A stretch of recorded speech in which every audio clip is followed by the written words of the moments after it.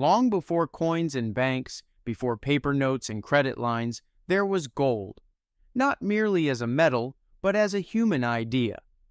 People noticed it because it looked different. It did not rust, it did not darken, it caught the light like a little piece of sun.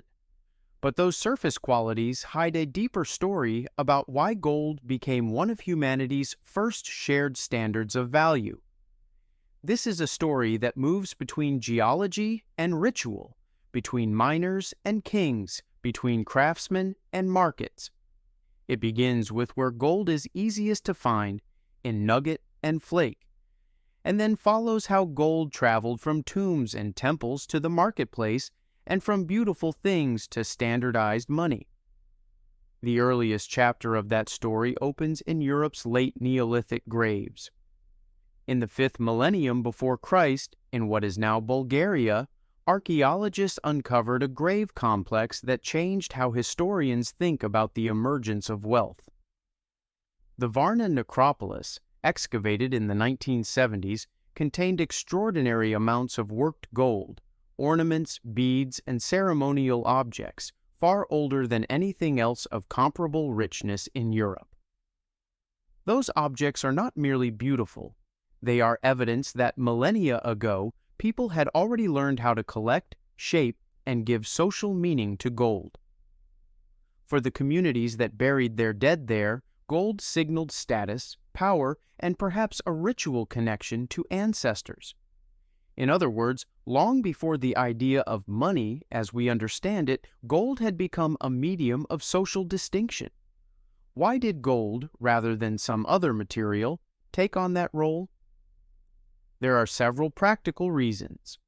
Gold often appears in nature in native metallic form, as small nuggets or flakes, which makes it easy to gather without smelting. It is malleable. One person with simple tools can hammer and shape it. It resists corrosion and tarnish, so what you fashion out of gold will remain bright and legible across generations. And crucially, gold is rare, but not impossibly rare. You can make personal ornaments or small hoards out of it without the raw quantity needed for iron tools or bronze weapons. Those properties make it excellent for objects that are meant to be long-lasting signs of value.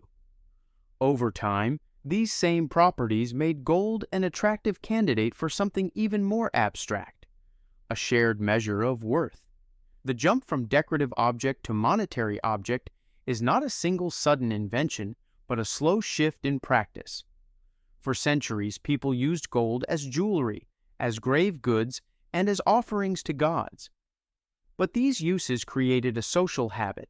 Gold equaled value, reliably and recognizably. The next phase involved standardizing that value.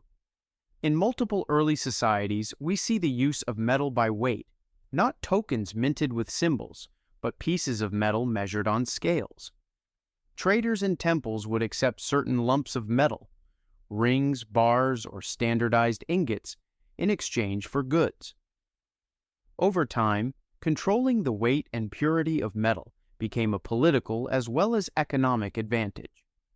Whoever could guarantee that a piece of metal contained a known amount of precious metal acquired enormous leverage in trade. And then, in the ancient kingdom of Lydia, somewhere along the western coast of Anatolia, a decisive innovation appeared. Archaeologists and numismatists point to Lydian coinage and to the reign of its famous king Croesus in the 6th century BCE as critical moments in the history of stamped money. Before Croesus, Lydian mints had produced discs of electrum, a naturally occurring alloy of gold and silver, cut to weight and used in commerce. The problem with electrum was variability. The relative content of gold and silver fluctuated, which made the intrinsic value of those discs uncertain. Croesus is credited with introducing a new practice, striking standardized coins of near pure gold and silver with official control of weight and purity. These coins carried not just weight but a guarantee, an assurance that the stamped piece represented a fixed amount of precious metal. That guarantee transformed metallic wealth into a circulating, trustable medium. Think for a moment about what was changing. A gold stater stamped in Sardis under Crassus could be used in market exchanges far from where it was minted because traders could trust its weight and purity. The hallmarking and imagery on early Lydian and later Greek coins, animals, deities, or rulers, were not merely decorative. They were a visible stamp of authority that made trade less risky and more scalable. The political power to mint was therefore also economic power. Monarchs or city-states that could oversee coin production could more easily levy taxes, pay soldiers, and incentivize trade. Once the logic of stamped coinage existed, it spread outward, north, south, and west. Greek city-states adopted and adapted the idea, striking coins that suited local economies and artistic tastes. In the Eastern Mediterranean and later in the Roman world, gold coinage took on its own forms. Rome's gold coin, the aureus, became a mainstay of imperial finance. Under Augustus and his successors, the aureus was standardized in weight and used for large transactions, military pay, and official accounting. Later, as imperial finances strained and inflation stalked the empire, Roman gold coins themselves were subject to changing weights and values. But for centuries, gold coins like the aureus and its successors signaled a level of monetary seriousness that silver or bronze alone could not convey. The movement of gold into coinage did not happen uniformly around the world. Different cultures adopted metals for money in ways that fit their pre-existing economic and ritual frameworks. In South Asia, for example, gold was central to wealth and ceremony long before fully standardized imperial coinage. The Gupta emperors of early medieval India issued gold dinars, beautifully struck coins that carried royal portraits and royal motifs and were used in major transactions and as stores of value. These coins tell us not only about trade and wealth, but about political messaging. A ruler who could issue gold money signaled both resources and legitimacy. East Asia took yet another route. In China, state coinage for centuries was dominated by cast bronze cash coins, thin discs with a square hole, which circulated widely for everyday transactions. Yet that did not mean gold was absent. Gold circulated in other forms, as high-value ingots, ornaments, and official gifts. In many contexts, paper promises, credit instruments, and large ingots functioned as the high-value equivalents of small bronze cash. The point is important. The adoption of gold coinage is not simply about how advanced a society is, it is about institutional choices rooted in resources, political structure, and long-standing cultural meanings attached to metals. As gold moved from shrine and tomb into public exchange, it accumulated meanings beyond strictly economic ones.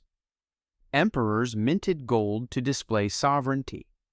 Temples received gold as offerings and then sometimes reissued that wealth into the economy through loans or donations. Gold became a visible medium for ideas about divine favor, dynastic glory, and imperial permanence. When Persian satraps or Roman emperors scattered gold, they were not only paying, but communicating. Here is sovereignty. Here is stability. Here is the capacity to command. That symbolic dimension explains why conquering powers often sought gold as a first prize, capture the gold, and you capture both wealth and the language of legitimacy. There is also a technical story embedded in this cultural one. Minting a coin is a technical process. It requires reliable metal sources, furnaces, dyes, and administrative oversight. A pre-industrial economy that can produce high-quality gold coinage is one that can organize manpower, secure trade routes, and enforce standards across place and time. Look at the Lydian example again. The presence of electrum and later refined gold coins reflects both local geology and the administrative competence to exploit it. As economies grew more interconnected, through trade networks linking India, the Mediterranean, and the Near East, gold coinage facilitated larger, longer-distance exchanges that barter simply could not handle. We should not imagine that gold coins displaced all other means of exchange.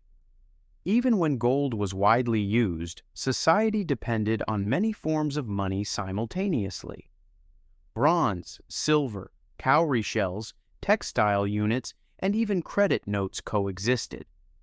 In many places, everyday purchases were made in low-denomination metals or goods, while gold moved between elites or was hoarded in treasuries.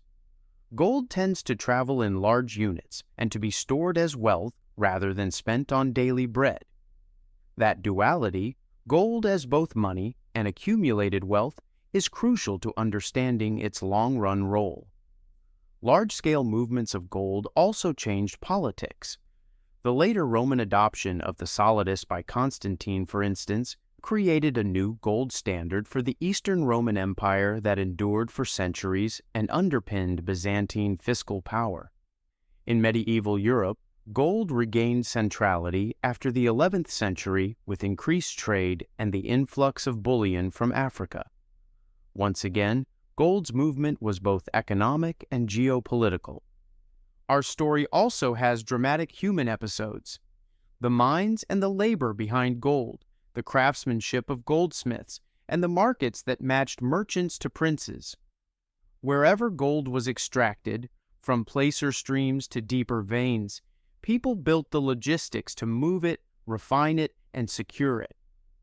Those processes often depended on complex social structures, slave labor in some regions, artisanal guilds in others, state monopolies elsewhere. All of these human arrangements shaped how gold could be turned into both prestige goods and circulating coinage. At the cultural level, gold's persistence is striking. Across time and space, it retained a special aura. Why does a metal continue to symbolize purity, fertility, and invincibility? Part of the answer is perceptual. Its sheen evokes permanence. Part is social memory. Funerary hoards and temple treasures pass stories of sanctity from generation to generation. Part is practical. Because it was useful and durable, gold reliably held value across crises that debased other monies. The result is predictable cultural reinforcement, poetry, myth, and ritual that kept gold central to social imagination.